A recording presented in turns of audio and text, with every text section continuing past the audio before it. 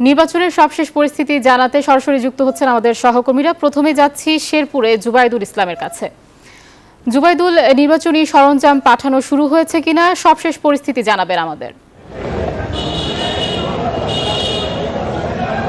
ধন্যবাদ আয়শা। আপনি জানেন যে ষষ্ঠ উপজেলা পরিষদ নির্বাচনের প্রথম ধাপে কিন্তু শেরপুরের ঝিনাইগাতি ও শ্রীবর্দী উপজেলা পরিষদের নির্বাচন অনুষ্ঠিত হবে। এই নির্বাচনকে কেন্দ্র করে কিন্তু সকল ধরনের প্রস্তুতি ইতিমধ্যে সম্পন্ন করেছে নির্বাচন কমিশন। আগামীকাল সকাল 8টা থেকে বিকেল 4টা পর্যন্ত কিন্তু ব্যালটে এই দুটি উপজেলা নির্বাচন ভোট গ্রহণ অনুষ্ঠিত হবে। এখনও কিন্তু নির্বাচনী মালামাল বিতরণ শুরু হয়নি, তবে বিতরণের যে পূর্ব যে কার্যক্রমগুলো সেগুলো এখন করা হচ্ছে।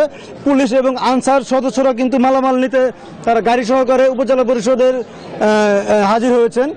আমরা কথা বলেছি জেলা রিটার্নিং অফিসারের সঙ্গে, তিনি আমাদেরকে জানিয়েছেন যে নির্বাচন অবাধ ও সুষ্ঠু করতে ইতিমধ্যে পর্যাপ্ত সংখ্যক আইন শৃঙ্খলা বাহিনী মোতায়েন করা হয়েছে।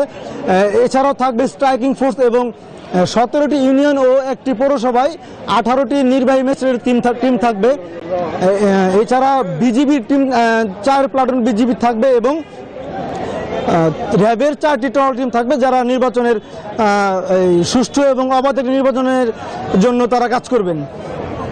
আমি যদি একটু জানাই যে এই দুটি উপজেলায় কিন্তু চেয়ারম্যান পদে সর্বমোট 12 জন প্রার্থী এবং উপজেলা ভাইস চেয়ারম্যান পদে কিন্তু সর্বমোট 38 জন প্রার্থী প্রতিদ্বন্দ্বিতা করছেন। তো এই ছিল শেরপুরের ঝিনাইগাতি থেকে আমার কাছে সর্বশেষ ফিরছি স্টুডিওতে আয়শার কাছে। আয়শা।